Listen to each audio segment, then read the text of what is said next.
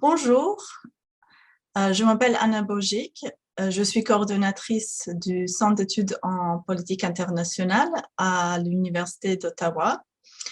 Nous avons le grand plaisir d'accueillir aujourd'hui Sandra Safi Bashengezi, qui est une journaliste, formatrice et réalisatrice congolaise vivant à Bukavu, à l'est de la République démocratique du Congo. Cofondatrice et directrice de l'école technique de journalisme, Sandra coordonne aussi les programmes de l'organisation Journalistes pour la promotion de la démocratie et des droits humains.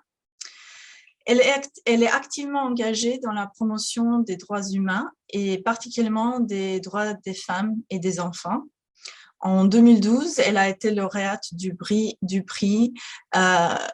JDH du journalisme aux droits humains, du meilleur reportage radio sur les droits humains, offerte par l'ONG Journalistes pour les droits humains. En 2019, elle réalise le film court-métrage intitulé « Survivante » pour dénoncer l'impunité des acteurs des viols et violences sexuelles en RDC et exiger justice pour les victimes. Elle est mère de 5 filles. Donc, bonjour, et nous sommes très, très heureuses et heureux de vous accueillir aujourd'hui, de parler d'un thème très, très important et de voir ce grand plaisir, en fait, de vous accueillir aujourd'hui sur le campus de l'Université d'Ottawa aussi. Donc, c'est vraiment une opportunité très rare et très appréciée. Donc, merci beaucoup. Et donc, je vais vous laisser présenter. Après, on reprendra la discussion. On va aussi poser des questions. Les membres de l'auditoire auront la chance de poser leurs questions. Vous pouvez toujours écrire dans la fonction Q&A qui est juste en bas de l'écran. Donc, vous pouvez toujours préparer et envoyer votre question. D'accord. Donc, je vais laisser la parole à Madame Bashengezi. Bonjour tout le monde. Bonjour Madame Bojic. C'est pour moi un plaisir d'être aujourd'hui en face de vous pour pouvoir discuter ensemble concernant les violences sexuelles et le journalisme en République démocratique du Congo. Et pour cela, je vais d'abord commencer par vous présenter le contexte de mon pays. Donc, je viens de la République démocratique du Congo. La République démocratique du Congo est en centre de l'Afrique. C'est un pays, le plus grand pays de l'Afrique centrale. Depuis 1996, la République démocratique du Congo a connu vraiment beaucoup de vagues de guerre, surtout des guerres dites de libération. À l'est de la RDC a été ainsi un terrain principal de bataille et de belligérants. En plus des différents crimes, dont de massacres des millions de Congolais, femmes et enfants compris, des seigneurs de guerre ont utilisé le viol comme une arme de guerre, soit pour terroriser des communautés, soit pour réprimer la résistance. Ainsi, en plus des autres crimes de guerre et crimes contre l'humanité commis sur des populations, des centaines de milliers de femmes ont été violées avec la plus grande cruauté possible. Ce que ne cesse d'ailleurs de dénoncer le docteur Mukwege Denis, prix Nobel de la paix et fondateur de l'hôpital de Panzi. Depuis 2010, le Haut Commissariat des Nations Unies a publié un rapport, le rapport du projet Mapping. Ce rapport identifie pas moins de 617 crimes de guerre faisant allusion même aux crimes de génocide contre les populations congolaises. 10 ans après sa publication, 11 ans déjà, ce rapport est resté sans suite, pourtant il reprend avec détail les victimes, les lieux, les dates, les crimes commis sans citer leurs auteurs, tels que commis entre 1993 et 2003. Les belligérants, les chefs de milices, les commanditaires de ces crimes et de viols restent intouchables, propulsés depuis des dizaines d'années dans des hautes fonctions dans les institutions de l'État, notamment les gouvernements, le Parlement, l'armée et les services de sécurité à l'issue des accords du partage de pouvoir. On estime jusqu'à ce jour plus de 200 000 le nombre de victimes, bien sûr, qui se sont identifiées, sans citer ceux qui ne sont pas identifiés et ignorés dans leur triste sort. Selon une étude américaine, plus de 1100 femmes sont violées chaque jour en République démocratique du Congo. La RDC est l'endroit le plus dangereux pour une femme car les viols restent une réalité. Entre-temps, les victimes observent, impuissantes et attendent justice. Les femmes n'ont pas de droit si ceux qui violent leurs droits restent impunis. Et c'est dans ce cadre de la situation politique, la situation sécuritaire de la RDC que le journalisme aussi prend et voit sa place. Parce que la liberté de la presse a été confisquée en RDC pendant plus de 32 ans.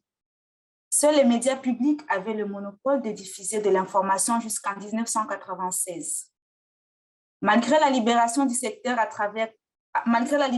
secteur journalistique à travers des reconnaissances de pluralisme médiatique, la liberté d'expression continue de poser un très grand problème. L'État cherche toujours à contrôler les contenus des médias et à réprimer les voix discordantes. Ce qui est vrai, les lois existantes continuent à criminaliser la diffusion d'une information qui dérange le pouvoir en les érigeant comme délit de presse, défini comme toute infraction commise par la voie de la presse. Ce qui jusqu'à aujourd'hui, c'est vrai, qui est injuste. Les journalistes qui travaillent sur des questions sensibles telles que les droits humains, la lutte contre les violences sexuelles, la corruption, sont des sujets de menaces, emprisonnement et voire même des assassinats. Depuis le début de cette année, 4 journalistes ont été assassinés seulement à l'est de la République démocratique du Congo, région d'où je viens. Plus de 110 attaques contre le journalisme ont été enregistrées depuis 2021. Personnellement, j'ai été victime de ces menaces de mort suite à mon travail et mon engagement contre l'impunité des violences sexuelles. Ce qui d'ailleurs représente qu'il n'y a pas de droits humains et de liberté d'expression dans mon pays. Face à un environnement politique, juridique et sécuritaire hostile, les journalistes congolais se retrouvent aussi confrontés à un problème et pas le moindre, le manque d'information. En fait, 90% de journalistes qui exercent en République démocratique du Congo apprennent sur l'État. Ils apprennent le métier de journalisme sur l'État, sans avoir suivi une formation préalable. Et cela par manque d'écoles de journalisme crédibles dans le pays. La conséquence est que cela renforce la violation régulière de l'éthique et de la déontologie du métier, les manques de professionnalisme dans les chefs de plusieurs journalistes. Depuis 2014, nous avons fondé une école de journalisme à l'est de la République démocratique du Congo, précisément dans la ville de Bukavu, qui a un programme certifiant adapté à une courte durée de 6 mois pour la formation préalable et le recyclage permanent des journalistes qui exercent déjà. C'est une école technique de journalisme. Cette école a à ce jour formé plus de 500 journalistes et qui occupe plus de 50% des postes actuellement dans les médias de la province du Kivu. L'école a permis en soi d'améliorer la pratique du journalisme, le respect, la déontologie dans les médias avec un focus sur le journalisme des droits humains et les genres. Mais le programme reste limité compte tenu de moyens et nous disposons pour son expansion et l'amélioration de ses capacités. Le Congo, c'est un très grand pays. Avoir une école seulement à l'est de la RDC, cela ne suffit pas parce que tous les journalistes du pays ont besoin d'autres capacités. Nous sommes convaincus que les médias crédibles peuvent changer la vie et les quotidiens du peuple congolais. Ils peuvent pousser les autorités à être redevables vis-à-vis de la population. Ils peuvent contribuer aussi à mettre fin à la corruption, aux violations des droits humains et aux violences sexuelles dans le pays. Mais pour cela, il faut former des bons journalistes, améliorer le cadre juridique sur la protection des journalistes et la liberté de la presse et renforcer les compétences des ménages pour rendre viables les médias. Ce travail qui constitue notre cheval de bataille en RDC notre vœu est de voir le peuple et le gouvernement canadien aussi nous accompagner dans cette lutte. Je voulais aussi présenter un peu le film. Le petit film que nous avons pu réaliser, c'est toujours dans le cadre de dénoncer l'impunité de violences sexuelles. Et en tant que journaliste, on a vu qu'on pouvait utiliser cette voie-là pour essayer encore une fois de plus d'importer un plus dans la dénonciation de ces actes et de ces violations de droits humains en République démocratique du Congo. Ce film est une voix pour les femmes victimes de violences sexuelles et de crimes graves commis en République démocratique du Congo. S'inspirant de la réalité, ce film parle de l'histoire d'une femme, Amina, violée dans son enfance et assistant impuissamment au massacre de sa famille. Elle a pu se relever et se battre pour la justice et la fin de l'impunité. Ce film est une fiction, mais aussi une réalité actuelle en République démocratique du Congo, où des victimes de violences sexuelles, des victimes de crimes graves vivent dans l'oubli du pouvoir pendant que leurs bourreaux siègent dans les hautes fonctions de l'État. L'objectif de réaliser ce film, c'était pour relancer les débats dans la communauté congolaise et étrangère sur la fin de l'impunité et la justice contre les auteurs de crimes graves. Il faut que les victimes et les survivants puissent obtenir réparation et la justice pour les actes qui ont été commis. Je vous remercie.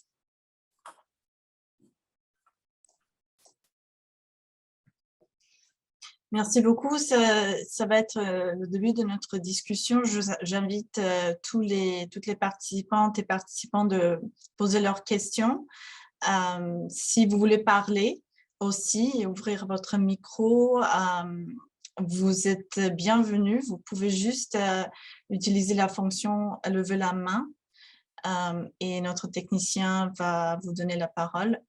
Moi, j'aimerais, merci pour ces propos, moi, j'ai plusieurs questions. J'aimerais bien élaborer un petit peu plus le contexte dans lequel se trouvent toutes ces violences sexuelles. Bien sûr, on parle beaucoup des conflits d'un pays instable,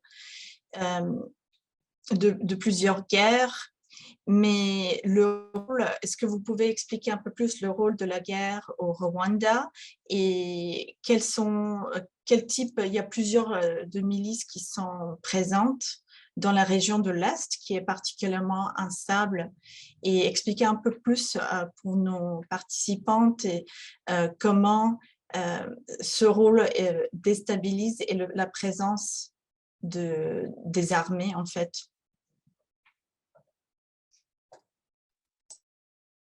Merci beaucoup pour la question. Au fait, l'instabilité du pays a commencé depuis juste après le massacre au Rwanda en 1994, avec l'arrivée de soldats rwandais, les FDLR, Forces de libération de l'armée rwandaise, qui se sont vus venir au pays juste pour fuir le massacre au Rwanda. On les a accueillis, surtout à l'est de la RDC, où ils ont été mis dans des camps de refuge.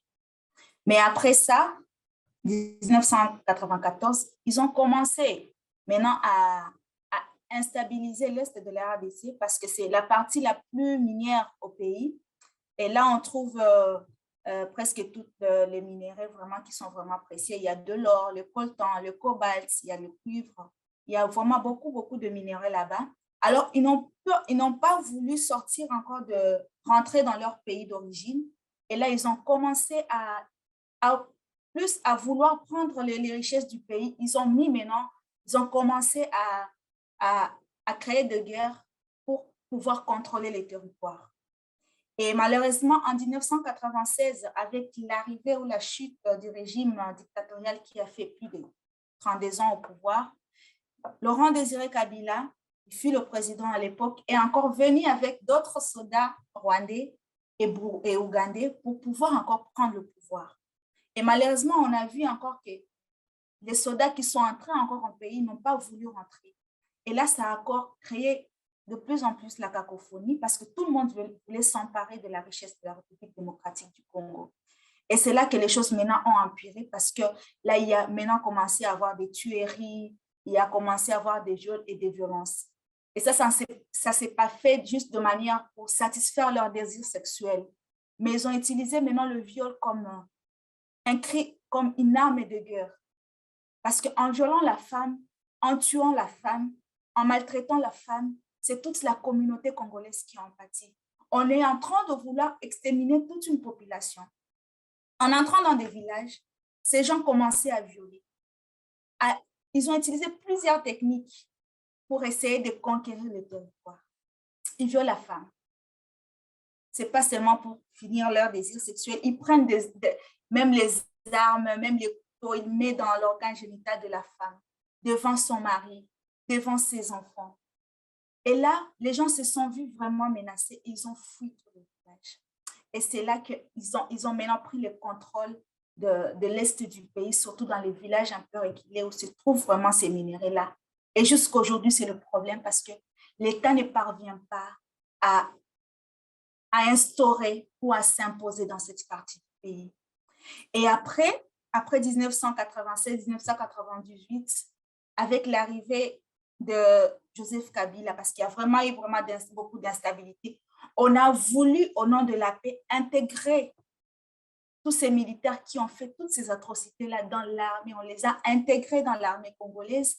On les a même intégrés dans le gouvernement congolais, juste pour, au nom du pouvoir politique, chercher la paix.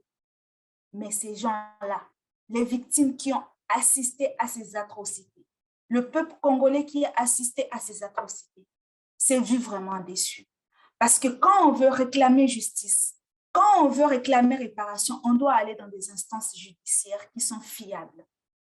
Malheureusement, ce sont ces gens-là qui sont encore responsables de ces secteurs, dans la justice, dans la sécurité, dans la police. C'est pourquoi avec le projet du rapport mapping que j'ai dit si haut, le projet a répertorié tous ces crimes-là. C'est beaucoup, plus de 600 crimes pour un seul peuple. Ça, c'est un génocide. Ça, moi, je peux le dire. Mais les Nations Unies ont essayé de répertorier tout ça. Il a donné même des recommandations. Dans les rapports mapping, il y a des recommandations. Pour pouvoir juger ces auteurs de ces crimes-là, il faut avoir un tribunal mixte et que ce tribunal mixte soit géré par, donc, qui est de magistrats congolais et étrangers pour pouvoir juger ces cas-là. Malheureusement, jusqu'à aujourd'hui, ça fait plus de 10 ans, 11 ans déjà que les rapports ont été publiés, que les rapports sont à la portée des responsables du gouvernement congolais, mais personne n'en parle. Silence radio. Ils ne veulent pas l'exploiter.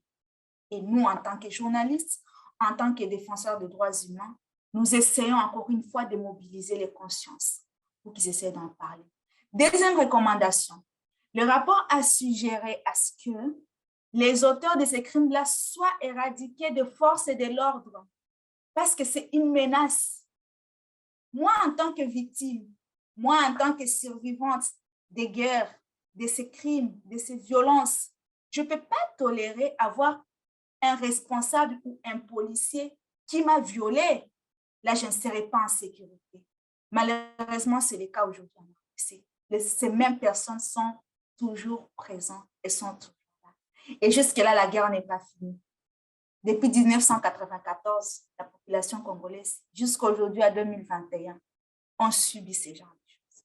Rien n'a changé. Le contexte est toujours pareil. Merci. J'aimerais inviter l'auditoire, j'avais mis le lien vers votre court-métrage intitulé Survivante que vous avez réalisé. Donc, l'auditoire va pouvoir regarder. C'est un court-métrage de 12 minutes. Et dans ce court-métrage, c'est très important. Il y a plusieurs messages très importants. Vous parlez, donc, le titre, à un moment donné, le personnage principal, elle dit « Je ne suis pas victime, je suis survivante ». Est-ce que vous aimeriez élaborer un peu plus de parler de ce changement de mots? Qu'est-ce que ça signifie pour vous? En parlant de survivants dans mon film, je n'ai pas voulu montrer l'image de la femme congolaise ou de la femme qui a subi ces atrocités être par terre. Parce que quand on parle de victimes, ça veut dire qu'on n'a plus la force, on n'a plus le courage, on n'a plus l'espoir.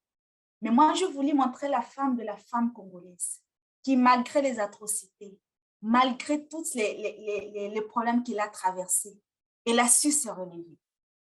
Parce qu'à l'heure de ces quand on parle surtout, je prends l'exemple de l'hôpital de Panzi, c'est un hôpital du prix Nobel Dr Mukwege qui encadre les femmes victimes de violences sexuelles. Mais ces femmes ont les sourires. Comme moi, c'est ce qui vraiment m'avait inspiré de faire le choix de ces titres-là. Les femmes ont l'espoir, ils ont les sourires malgré tout. Elles se disent, un jour, on pourra avoir la paix. Un jour, les auteurs pourront répondre de leurs actes et ils seront jugés devant la loi. Elles ont encore de l'espoir, malgré que tout ne va pas jusque maintenant. Et là, je me suis dit, au lieu de prendre la femme congolaise comme une victime, il faut qu'elle soit une survivante parce qu'elle a des ambitions, elle a l'espoir en elle et elle a la force qu'il en est. Et c'était le bien fondé de... Pour moi, je n'ai pas voulu, parce que victime, c'est qu'on n'a plus rien. Tout est tombé, tout est parti. Mais quand on est survivante, là, on se bat pour réclamer, pour la justice et pour le droit. Merci. Je vais juste encourager encore une fois et merci pour ce court-métrage qui était très touchant. Et je vais juste citer, parce que vous avez mentionné Dr Denis Mukwege, vous avez inclus une citation à la fin de votre film du docteur Mukwege qui dit comment construire la paix sans vérité ni réconciliation, comment construire la paix sans la justice et la réparation. Et vous incluez une scène à la fin où Amina, le personnage principal, elle dénonce. Donc, je pense que c'était un mot-clé pour vous et pour aujourd'hui, vraiment, cette dénonciation. Donc, l'acte de prononcer, d'accuser et de nommer les criminels qui sont aujourd'hui, comme vous dites, au pouvoir encore. Donc, on se trouve dans un cycle vicieux. Je vois ici que nous avons quelques questions, donc je vais de notre participant. Donc, nous avons un participant qui a dit « Merci beaucoup pour votre présentation et pour votre travail important. Ma question tourne autour de votre nouveau président, Tshisekedi, à savoir vos impressions et si vous estimez qu'il peut apporter un changement significatif envers cet enjeu primordial. Qu'est-ce que vous aimeriez voir comme action, effort tangible de la part de votre chef d'État? Merci beaucoup.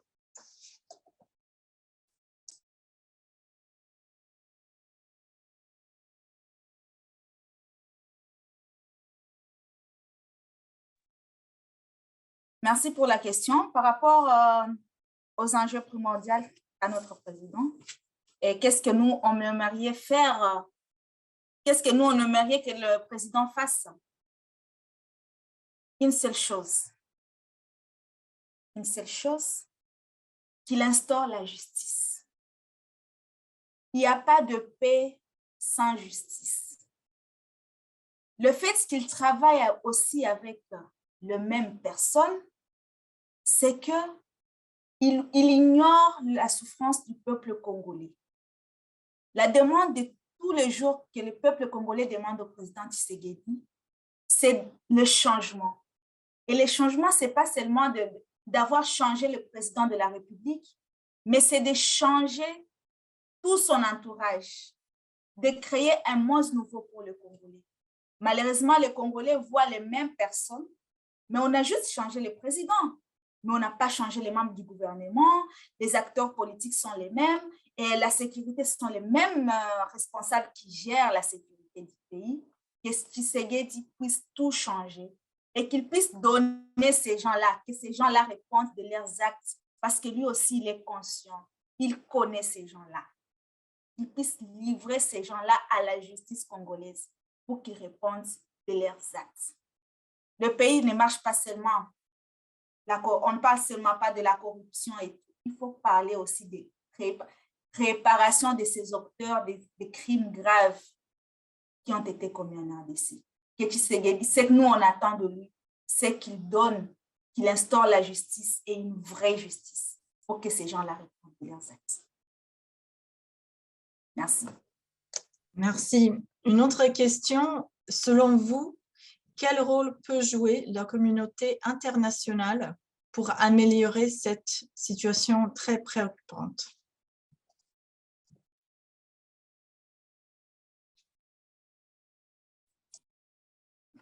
Le rôle que peut jouer la communauté internationale aujourd'hui en République démocratique du Congo, premièrement, moi je prends ça dans 2 ou 3 volets.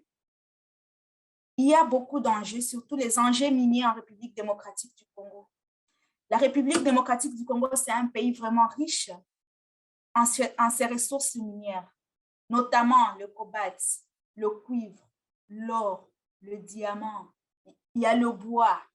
Que la communauté internationale aussi puisse réglementer ces secteurs miniers en RDC, qui puisse donner peut-être les conditions pour pouvoir acheter et vendre les minéraux de la République démocratique du Congo. Parce qu'aujourd'hui, ces minéraux sont des minéraux de sang. Les femmes souffrent, les enfants souffrent. Ce sont les enfants qui sont dans les carrés miniers. Ce sont les femmes qui sont dans les carrés miniers. Mais ils ne profitent en rien de ces richesses de la République démocratique du Congo. Aujourd'hui, l'enfant congolais se retrouve sans éducation scolaire. Pourquoi? Parce qu'il n'y a pas d'argent. La femme congolaise se retrouve sans ressources pour pouvoir subvenir aux besoins de sa famille ou de toute la communauté. Pourtant, le pays est très riche en minéraux. Tous les minéraux de la RDC profitent des gens qui exploitent ces minéraux-là. Et la communauté internationale achète ça auprès des particuliers. Ça, ce n'est pas aider les populations, la communauté congolaise. Si la communauté internationale peut réglementer les secteurs miniers en instituant les règles et les conditions, ça peut aider. Deuxième chose, que la communauté internationale aussi puisse aider dans les secteurs juridiques et dans les secteurs politiques en République démocratique du Congo. Que la justice congolaise puisse être une justice indépendante, comme en instituant par exemple ces tribunaux mixtes. Ça peut aider à faire les suivis de tous les crimes et de toutes les mauvaises choses que les politiciens ou les auteurs de ces actes-là puissent venir répondre devant la loi. Et enfin, que la communauté internationale puisse prendre les problèmes des Congolais au sérieux et qui puisse s'impliquer. Bien sûr, il y a déjà la MONUSCO, c'est déjà quelque chose.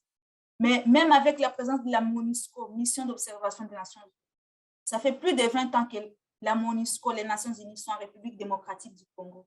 Mais rien ne change. Vraiment, il n'y a pas d'avancée. Que la communauté internationale s'implique aussi dans le maintien de la paix et de la vraie paix en République démocratique. Merci. Bon, vous avez mentionné la MONUSCO et donc les forces, le maintien de la paix de l'ONU.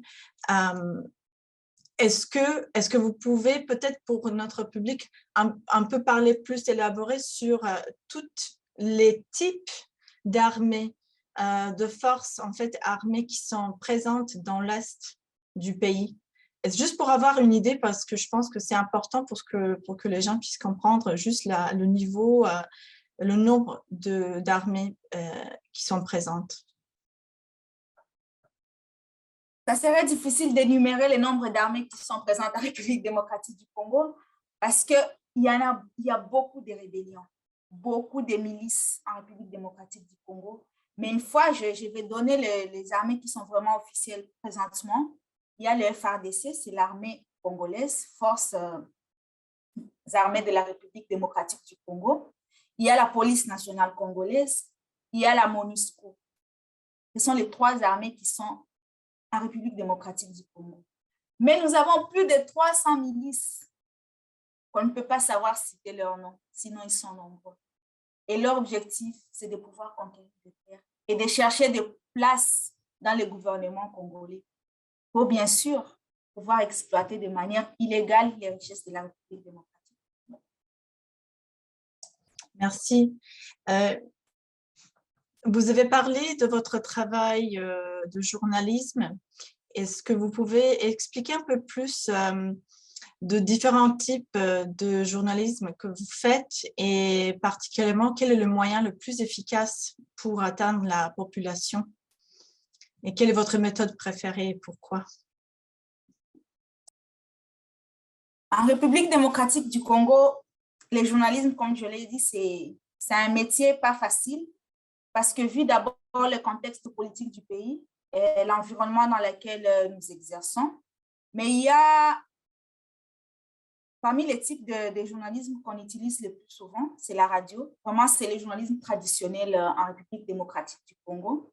Mais aussi avec la nouvelle technologie, le journal en ligne, les médias en ligne sont en train de prendre vraiment une place primordiale aussi dans l'information et dans la façon de travailler des journalistes congolais.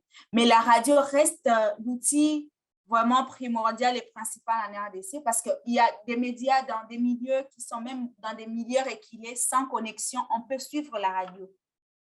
Et même avec un téléphone, un petit téléphone, on a accès à la radio. Et moi, personnellement, j'ai fait plus de 10 ans dans la radio. C'est que c'est vraiment un média qui m'a permis de pouvoir être en contact permanent avec la communauté. Mais si vous me demandez, la télévision aussi, c'est un média que nous utilisons en République démocratique du Congo, mais ce n'est pas vraiment accessible parce qu'il n'y a pas le courant électrique dans plusieurs contraintes du pays. Il n'y a pas vraiment l'énergie qui peut permettre à ce qu'on puisse suivre la télé. Et la télévision demande beaucoup de moyens pour pouvoir émettre de manière régulière. Mais la radio, c'est vraiment simple et ça, c'est vraiment accessible à la communauté. C'est que moi, j'aime en tant que journaliste comme média, moi, vraiment, la radio, c'est la radio qui m'a élevée. Mais aussi avec la nouvelle technologie, le journal en ligne et tout, c'est quelque chose aussi qui est en train de m'intéresser petit à petit.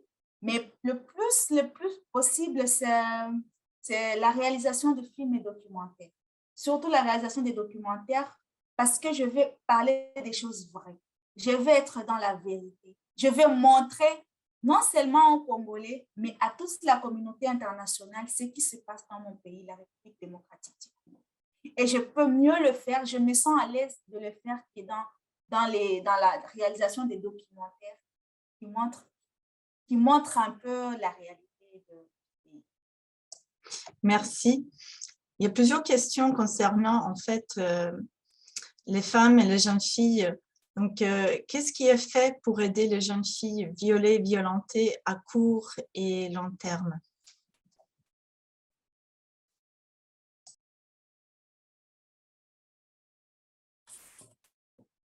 Ce qui est fait pour aider les femmes violées, comme je vous l'ai dit, il y a d'abord un problème d'identification des femmes violées en République démocratique du Congo.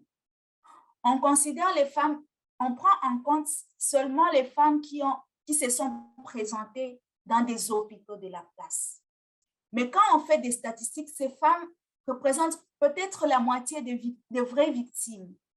Parce qu'il y a dans des contrées où les femmes n'ont pas accès aux soins de santé, n'ont pas accès à la justice et n'ont pas accès même aux routes pour pouvoir partir dans des hôpitaux.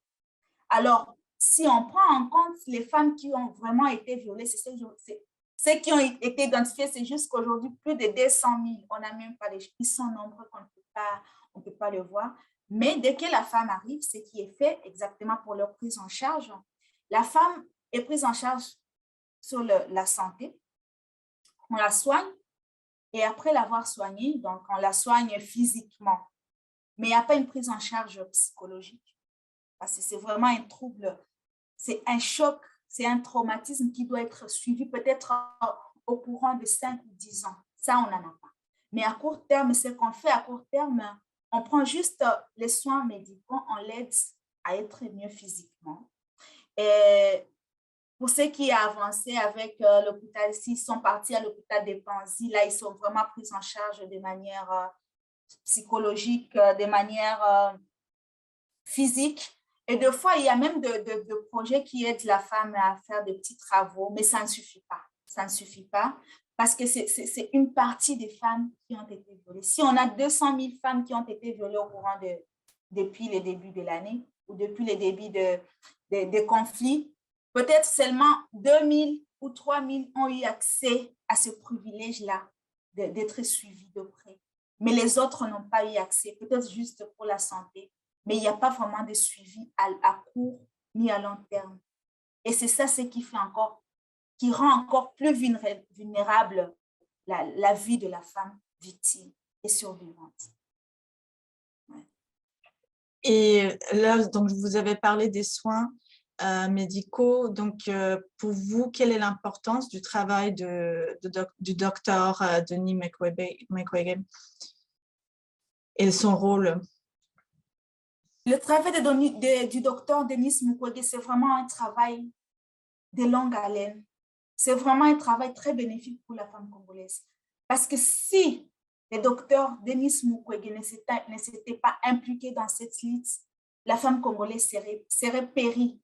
Ça, moi, je l'ai dit, périe en termes de considération. Il fait beaucoup pour la femme. Non seulement il l'aide physiquement, et ça, c'est vraiment un travail qu'on doit louer. Non seulement il aide physiquement, il aide aussi psychologiquement parce qu'il y a un centre qui encadre ces femmes. Après leurs soins physiques, il y a aussi un soin psychologique. Et après, là-bas, il y a une autre étape d'intégration. Le docteur Denis Mukwege, jusqu'à aujourd'hui, il aide même à intégrer ces femmes dans la communauté. Parce que ce n'est pas facile quand on est violé, on est délaissé par la communauté, on est marginalisé et on est banni des siens. Mais le docteur fait en sorte que ces femmes aussi soient intégrées. Le grand travail qui reste, c'est maintenant d'avoir la justice et ces auteurs puissent répondre de leurs actes. Mais le docteur Mukwege fait un très grand travail dans la prise en charge des femmes qui ont été violées et qui se sont présentées chez lui. Parce que lui aussi ne peut pas tout contrôler.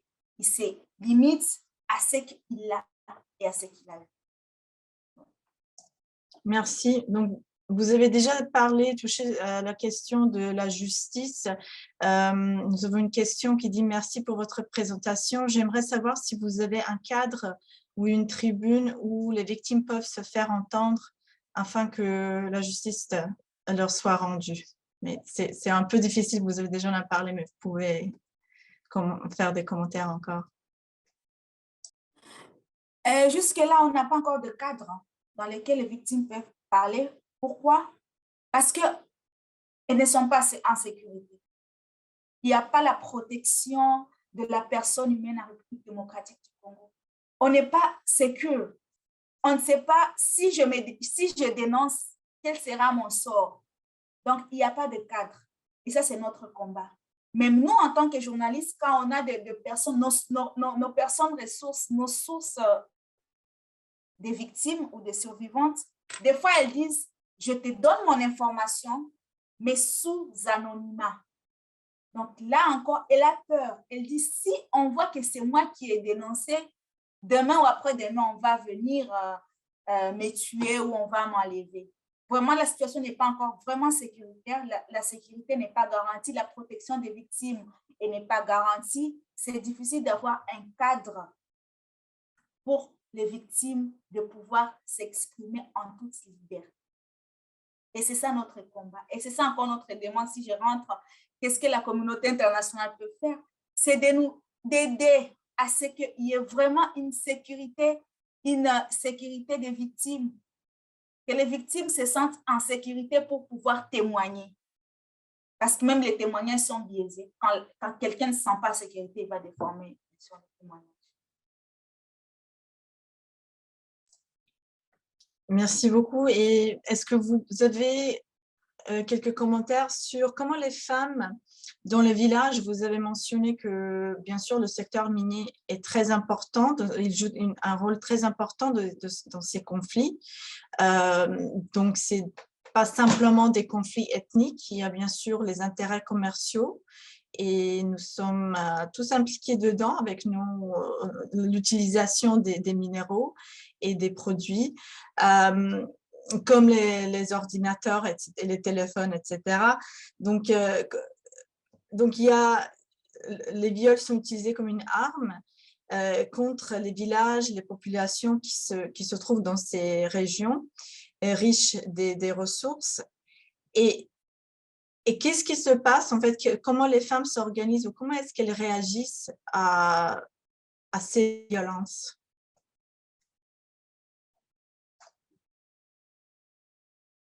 Comment est-ce que les femmes réagissent par rapport à ces violences? D'abord, la femme n'en profite pas. Ne profite pas d'abord des minéraux, de tout ce que le pays peut gagner, de loin ou de près par rapport à ça. Et la femme se sent trahie. Vraiment, c'est ça le sentiment de la femme. Elle se sent trahie parce qu'elle se retrouve devant des dirigeants ou devant des responsables qui sont les bourreaux et qui sont juges et qui font encore partie au même moment. Son sentiment, c'est quoi? Mieux vaut se taire. Peut-être après 10 ans, ça pourra changer. Peut-être après 20 ans, peut-être jamais. Et peut-être jamais. Vraiment, la femme congolaise se sent trahie. Elle se sent trahie parce que, bien sûr, elle est plus impliquée dans les minéraux. Ce sont des femmes, il y a des femmes creuseuses, il y a des hommes, mais elle n'en profite pas. Tu peux voir l'or, par exemple, si on peut vendre ça au marché international à peut-être 100 000 $ ou 1 million de dollars, mais la femme qui a fait à ce qu'on puisse vendre ça, elle a peut-être 10 $ ou 5 $. Donc, ça ne lui permet pas de vivre de ça. Bien sûr, avec les minéraux, c'est aujourd'hui, avec nos téléphones que nous avons, avec les ordinateurs, la femme rurale congolaise n'a jamais vu d'ordinateur. Elle ne connaît pas l'ordinateur, c'est quoi? Pourtant, c'est le minerai dans lequel elle aide à ce que ces ordinateurs soient là. Elle n'a jamais vu d'ordinateur. Le téléphone portable, iPhone, Samsung ou autre chose, elle n'a jamais touché ça.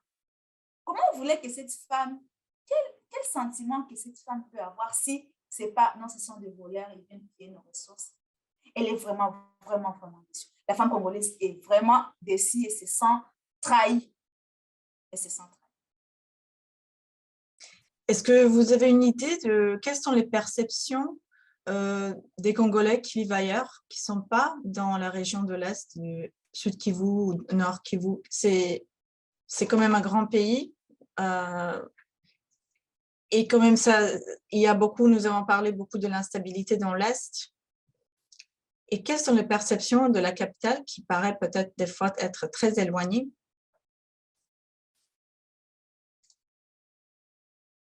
La RDC, c'est vraiment un très grand pays. On a plus de 450 cultures comme ça. Donc, c'est vraiment un grand pays. Des fois, on se sent étranger dans notre propre pays parce qu'il y a aussi plus de 4 langues nationales et qu'il y a des choses qu'une personne de l'Ouest ne peut pas savoir que c'est de l'Est en train de vivre et vice-versa. Mais la perception générale est que nous sommes d'abord un peuple uni. Un peuple, malgré les souffrances et tout, on compatit avec les souffrances qu'un ou un autre peut avoir quand on est tous congolais. Mais il y a vraiment, dans la perception, on est déchaîné par rapport à ça. Parce que moi qui viens de l'Est, si je me retrouve dans la capitale de la RDC, quand ils me voient, en tant que femme, ils vont dire c'est une femme violente. Et ça me fait mal. Et ça nous fait très mal, nous qui vivons à l'Est de la RDC. On assimile toutes les femmes de l'Est de la RDC comme des femmes violées. Pourtant, ce n'est pas le cas. Et bien sûr, on peut être violé, mais ce ne soit pas une forme de marginalisation. Mais c'est ça la perception qu'on a par rapport de la capitale par rapport à l'Est. On essaye de confondre et de généraliser que toutes les femmes qui vivent à l'Est sont des femmes violées, ce qui n'est pas le cas. Deuxième chose, ceux qui vivent dans la capitale, eux croient que les conflits qui sont à l'Est de la RDC, ce sont les gens de l'Est qui ont voulu que ça soit comme ça. Ce n'est pas vrai, parce que différemment de la capitale, la RDC à l'Est a plus de 6 ou 7 pays limitrophes. Donc, c'est plus grand et c'est plus diversifié qu'au pays. Et quand on essaie de montrer ça à nos frères qui sont à l'ouest ou au sud ou au nord, c'est pas vraiment facile. Là, on est un peu de partagé, mais au fond, on se sent comme c'est une cause commune et que tous, on doit lutter pour ça. Bien qu'il y ait des divergences, mais on se rencontre encore une fois. Dans l'unité, on s'est dit, tous on est Congolais et on doit se battre par rapport à ça. Mais ceux qui sont plus dans la capitale, ils ne prennent pas le problème de l'Est de la RDC au sérieux. Ils se disent, bon, non, c'est entre vous, vous allez vous voir là-bas. Et des fois, même, on nous assimile aux Rwandais. Ah, les gens de l'Est tous sont des Rwandais, tous sont des Ougandais. Pourquoi? Parce qu'ils ne comprennent pas, ils n'ont jamais connu des guerres, ils n'ont jamais connu de guerre ou de rébellion. C'est toujours à l'est de la RDC. Et ça, c'est compliqué. Des fois, quand tu expliques à un Congolais de l'Ouest, c'est que nous, on vit à l'Est, il ne comprend pas. Il pense que ça ne peut pas être vrai. Pourtant, c'est la réalité. Ouais. Merci. Nous avons une question. Merci, Madame Achengezi, pour votre travail courageux, votre intervention aujourd'hui. Pouvez-vous faire votre analyse des différentes catégories de femmes et filles, y compris les femmes handicapées qui sont victimes de violences subies par les femmes? Comment et pourquoi certaines accèdent aux services de santé et de justice, tandis que d'autres, et qui, n'arrivent pas à y accéder. Merci beaucoup. Par rapport aux femmes victimes, aux femmes qui ont subi ces violences sexuelles, c'est vraiment un programme bien spécifique. Ce n'est pas vraiment général pour toutes les femmes, parce que ce sont les femmes qui sont prouvées vraiment réellement qu'ils ont été violées. Ce sont des femmes qui se sont eux-mêmes présentées à l'hôpital et qui sont prises en charge. On ne peut pas dire, on écrit ou on fait un communiqué, on dit toutes les femmes ont droit aux soins de santé, toutes les femmes, parce que normalement, d'abord, chez nous, il n'y a pas d'assurance maladie et que donc, personne n'est pris en charge. Et quand les femmes se retrouvent dans cette situation-là, bien qu'on soit personne vivant avec handicap, une femme vivant avec handicap, ou en subi peut-être des violences, si on ne s'est pas présenté à l'hôpital, on ne saura pas que vous êtes dans les besoins. Et c'est un seul hôpital, l'hôpital du docteur Mupege qui prend en charge ces cas-là. Et à lui seul ne peut pas contenir toutes les femmes victimes ou toutes les femmes qui ont subi ces atrocités-là. C'est vraiment compliqué. Donc, je voulais juste préciser que ce sont les femmes qui se sont présentées et qui se montrent qu'elles sont dans les besoins, qui bénéficient de ces soins de santé-là, parce qu'on trouve que c'est vraiment bénéfique. Supposez une femme qui arrive, la matrice est déchirée, tout est déchiré, il y a des fistules et c'est plus se contenir. Ce sont ces cas-là que le docteur prend en charge. Parce que ce sont des femmes, et quand on essaie d'opérer, il y a des femmes qui font même plus de 10 opérations et puis après on va te dire, tu ne pourras plus jamais accoucher, tu ne pourras plus jamais être mère. Il y a même de bébés. Il y a même de bébés de 6 mois qui sont pris en charge à l'hôpital parce qu'ils ont été violés, ils ont été abîmés de partout. Tu vois, ce sont vraiment des cas qui identifiés et présentés. Sans cela, on ne pourra pas. Bien sûr, il y a beaucoup de besoins, comme les femmes vivant avec handicap. Vraiment, elles vivent dans des difficultés parce qu'il n'y a pas de travail pour eux, il n'y a pas d'assurance maladie, mais on ne peut rien, c'est le travail du gouvernement. C'est le travail du gouvernement. Tant que le gouvernement ne prend pas conscience, et ça, les problèmes que nous avons, notre gouvernement ne connaît pas la souffrance de la femme congolaise et ne peut pas s'impliquer dans ça parce qu'il y a vraiment beaucoup de cas. Et ça, on ne saura pas parce que c'est un seul hôpital. Et quand on les prend en charge, c'est vraiment démontrer qu'elles sont en besoin. Merci beaucoup. Est-ce que vous pensez qu'il y a quand même une continuation ou une sorte de continuum entre la violence conjugale et la violence qui se passe dans les conflits? Est-ce que vous voyez une sorte de violence qui est présente un peu partout, puis elle devient extrême pendant les conflits?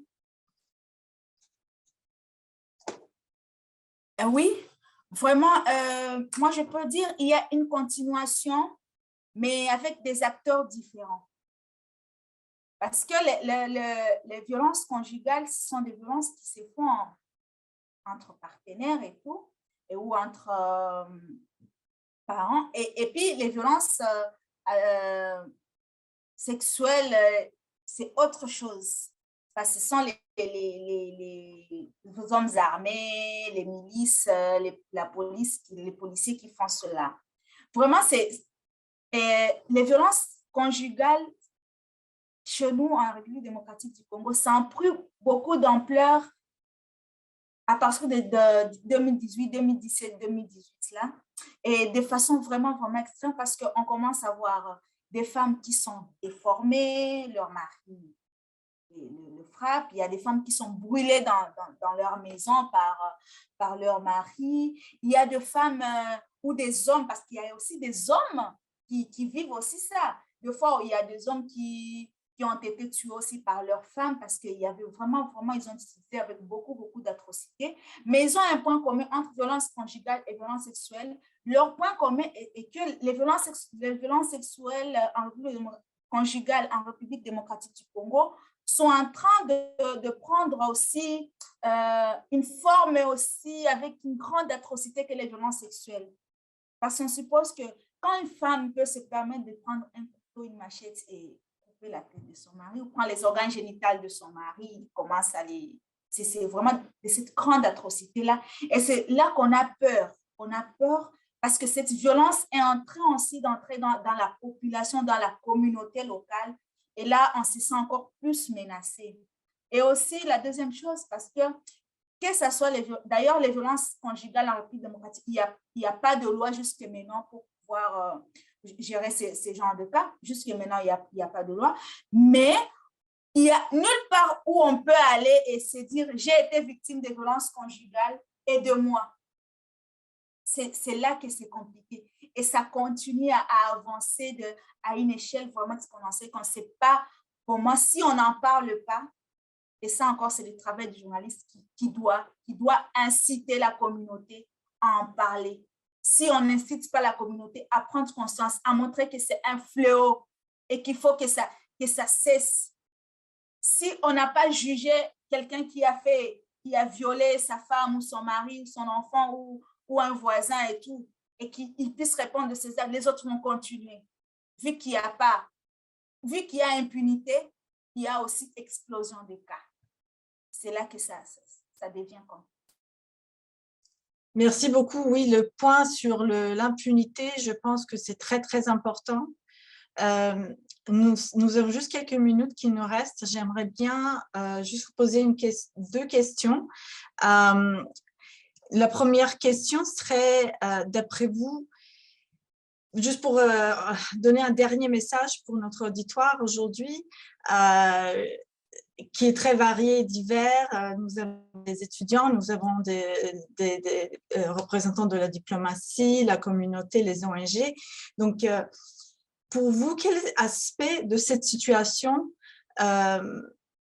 des violences, des conflits, est-ce que vous pensez que sont mal comprises par la communauté internationale? Qu'est-ce que vous aimeriez, qu'est-ce qui serait votre message pour la communauté internationale, pour les Canadiens, pour qu'est-ce qu'ils devraient vraiment faire attention, à quoi est-ce qu'ils devraient faire attention? Quel serait votre message? Mon message pour aujourd'hui, c'est de montrer que c'est pas que on est mal, la situation est mal comprise par la communauté internationale ou à l'extérieur du pays. Le problème est que tous ceux qui donnent de l'information de la République démocratique du Congo ne font pas partie de la République démocratique du Congo. Et c'est ça le problème. On n'a pas la même vision la même manière de voir les choses. Par exemple, les journalistes qui dénoncent, ce sont les journalistes étrangers. Aucun journaliste congolais qui s'est un jour levé et dire « je dénonce ça, ça, ça, ça ». Non, ce sont les journalistes étrangers qui viennent et qui dénoncent. Et nous, en tant que journalistes congolais, on entend au même titre que la population qu'il y a un tel documentaire qui est sorti, il y a un tel article qui est sorti. Ah, quand il est parti là, ça c'est un.